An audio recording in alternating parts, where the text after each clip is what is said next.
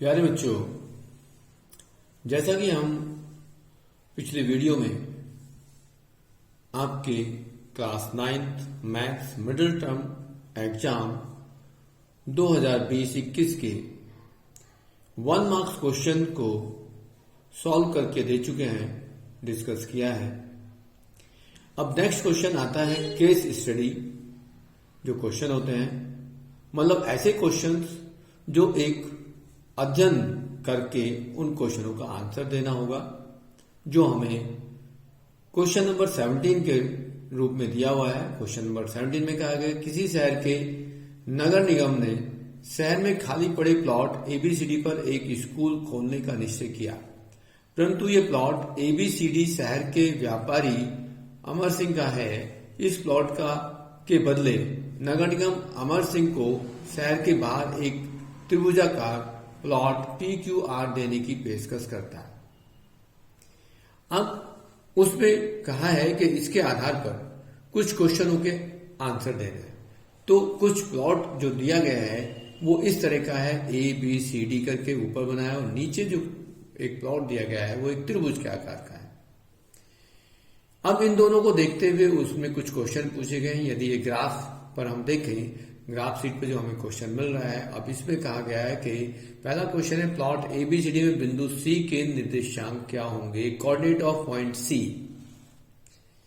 यदि इसको थोड़ा सा इंग्लिश में पढ़ें तो इसमें कह सकते हैं the municipality corporation of the city of the decide to open a school on an empty plot ABCD in of the city, but this plot is ABCD belonging to Amar Singh, to a businessman of that city. The corporation office to the triangular plot PQR out of the town. The Amar Singh is the exchange of this plot.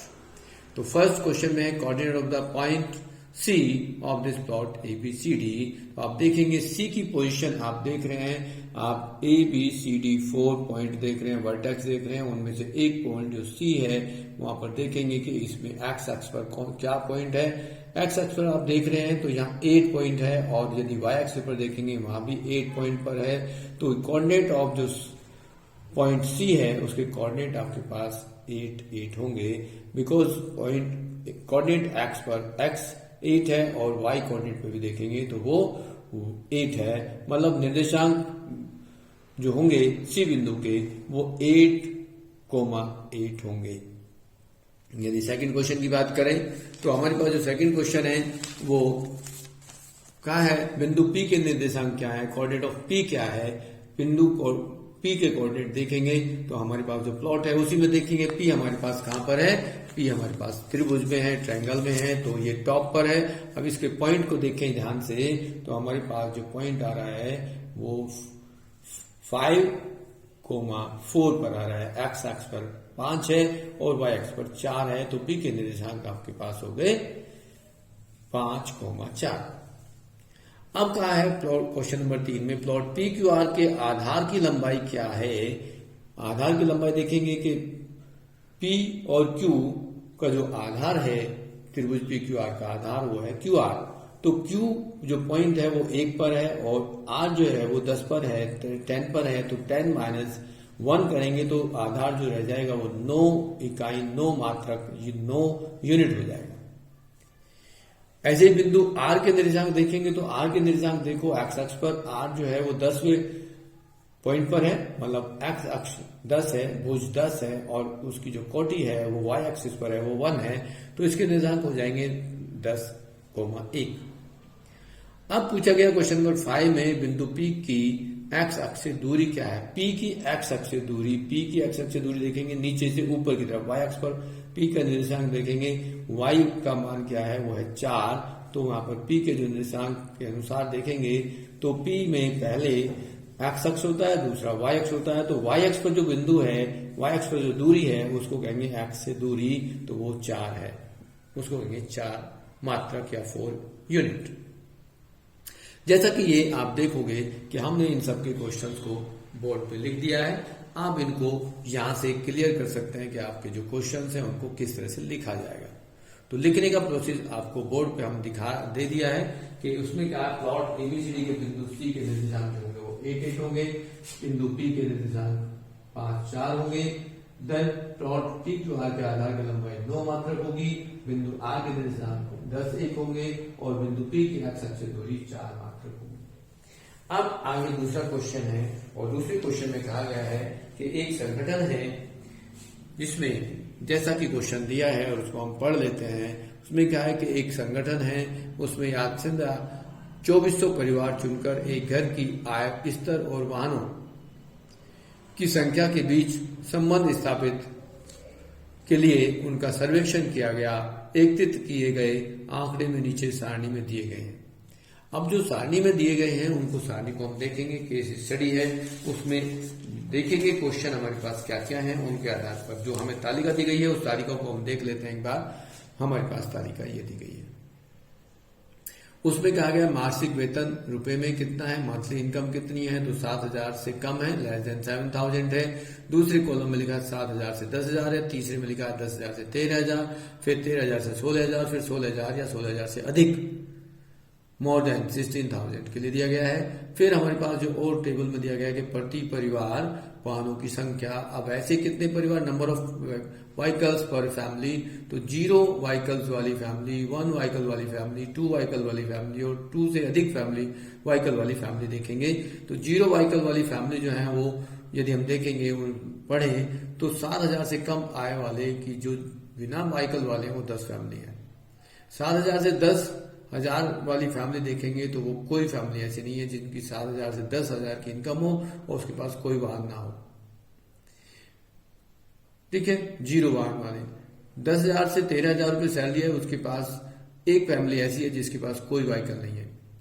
और जिनकी 13,000 से 16,000 salary है उनके पास 2 ऐसे परिवार हैं जिनके पास कोई व्हीकल नहीं है। और 16,000 या 16,000 से अधिक इनकम वालों के पास वाली जो फैमिली है वो एक है जिसके पास कोई व्हीकल नहीं है। इस प्रकार से यदि एक वाहन वाली फैमिली को देखें तो 7,000 से कम वाली आय में 160 लोग हैं, 7,000 से 10 वाली में 350 है, 10,000 से 13,000 देखें तो 535 है, 13,000 से 16,000 देखें 469 है और 16,000 से अधिक देखें तो 579 है। ऐसे 2 व्हीकल वाले देखें तो उसमें 25 फैमिली ऐसी है जो 7,000 से कम है, 27 ऐसी हैं जो 7,000 से 10,000 के बीच में इनकम है और 10,000 से 13,000 के बीच में 29 फैमिली है, 13,000 से 16,000 में 59 है और 16,000 या 16,000 से अधिक वाली फैमिली 82 है। अब यदि 2 से अधिक वाहन वाली फैमिली को देखे जाए तो 7,000 जिनकी इनकम है या उससे कम है उसमें 2 से अधिक वाहन वाली कोई फैमिली नहीं है, 0 है। 7,000 से 10,000 वाली जो इनकम है जिनकी फैमिली की मासिक वेतन है उसमें 2 फैमिली ऐसी है जिनके पास 2 से अधिक वाहन है।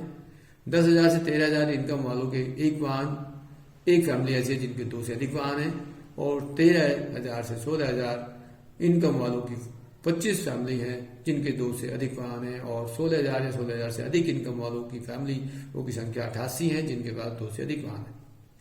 अब क्वेश्चन पूछा जाता है कि a family is chosen at randomly एक परिवार को चयन किया जाता है तो उसमें परिवार के पास 2 वाहन तथा मासिक वेतन 13,000 से 16,000 की प्रायिकता का ज्ञात करनी है। इनका क्वेश्चन ये है कि ऐसा परिवार ढूंढो जिसमें 2 वाहन हो और उसकी मासिक आय जो है 13,000 से 16,000 के बीच में हो। तो 13,000 से 16,000 पे जाएंगे पहले तो हम कि ये आपका 13,000 से 16,000 और उसमें 2 वाहन वाले परिवार हमारे पास है 59। ठीक है, तो इस तरह से हमारे पास जो अनुकूल रिजल्ट है वो 59 है जिसमें 2 व्हीकल हैं और इनकम 13,000 से 16,000 रुपया है। तो 50 इनमें यहाँ आंसर होगा 2 परिवार के पास 2 वाहन तथा मासिक वेतन 13,000 से 16,000 रुपए की प्रायिकता यदि हम निकालेंगे तो इसका ए भाग सही है जिसमें 59/2400 है, मतलब 59/2400, मतलब जो सी भाग है उसका सही आंसर होगा। ठीक है, अब हमारे पास दूसरा क्वेश्चन है कि परिवार के पास 2 से अधिक वाहन होने की प्रायिकता। अब 2 से अधिक वाहन होने की प्रायिकता देखेंगे किन किन के पास है। तो हम यहाँ पर 2 से अधिक वाहन वाले परिवारों को जोड़ेंगे, कितना करेंगे, टोटल करेंगे 88 प्लस हम 25 प्लस 3 कर दें तो ये संख्या आती है हमारे पास 116। तो यहाँ जो परिवार का आंसर होगा उसमें पूछा गया कि परिवार के पास 2 से अधिक वालों की प्रायिकता क्या होगी, तो हम लिखेंगे 216/2400 अर्थात 29/600 इसका आंसर आएगा। तीसरे क्वेश्चन की बात करेंगे तो तीसरे क्वेश्चन में कहा गया कि परिवार का मासिक वेतन 7,000 से कम होने की प्रायिकता, मतलब ऐसे परिवार जिनकी इनकम 7,000 से कम हो वो कितने परिवार हैं वो हम देखेंगे। 7,000 से कम इनकम वाले जो परिवार हैं उनको हम जोड़ेंगे, टोटल करेंगे। तो यहाँ हमारे पास टोटल किसको करेंगे, 10 है, 160 है और 25 है। यदि इनको प्लस करेंगे तो वो आएगा 195 ठीक है, 195 परिवार ऐसे हैं जिनकी आय 7,000 से कम है, इसलिए उनकी जो प्रायिकता निकालेंगे वो हम लिखेंगे 195/2400 अर्थात 39/480। और लास्ट चौथा क्वेश्चन है मासिक वेतन 7,000 से 10,000 तथा केवल एक वाहन वाले परिवारों की संख्या कितनी होगी। तो हम तालिका में देखेंगे ऐसे परिवार जिसमें एक वाहन हो और उनकी इनकम भी जो है वो 7,000 से 10,000 के बीच में हो। तो आप देख रहे हैं तालिका में 7,000 से 10,000 के बीच में ऐसे परिवारों की संख्या 305 है। हमारा आंसर 305 होगा, सी भाग है। और पांचवें क्वेश्चन में कहा गया है कि परिवार के पास कोई वाहन नहीं परंतु मासिक वेतन 16,000 या 16,000 से अधिक है की प्रायिकता ज्ञात करो। तो ऐसा कितने परिवार हैं जिनके पास इनकम तो 16,000 या 16,000 से अधिक है लेकिन कोई वाहन नहीं है, तो वो सिर्फ एक परिवार है। जैसे कि आप देख रहे हैं तालिका में देखेंगे 0 व्हीकल 0 वाहन वाला परिवार एक है, तो इसकी जो प्रायिकता होगी, इसका जो आंसर होगा 1/2400 होगा। और इस तरह से आपके जो क्वेश्चंस हैं इन सब के आंसर्स हमने यहाँ लिखे हैं, उसको आप इस तरह से पूरा कर लेंगे। यह आपके जो क्वेश्चंस हैं उन सब के हमने आंसर लिखे और इन आंसरों को लिखेंगे कैसे ये विषय ध्यान देना जरूरी है। इसके अलावा आपके जो क्वेश्चंस हैं उनके मार्क्स तभी मिलते हैं जब आप इनको सही तरह से लिख पाते हैं।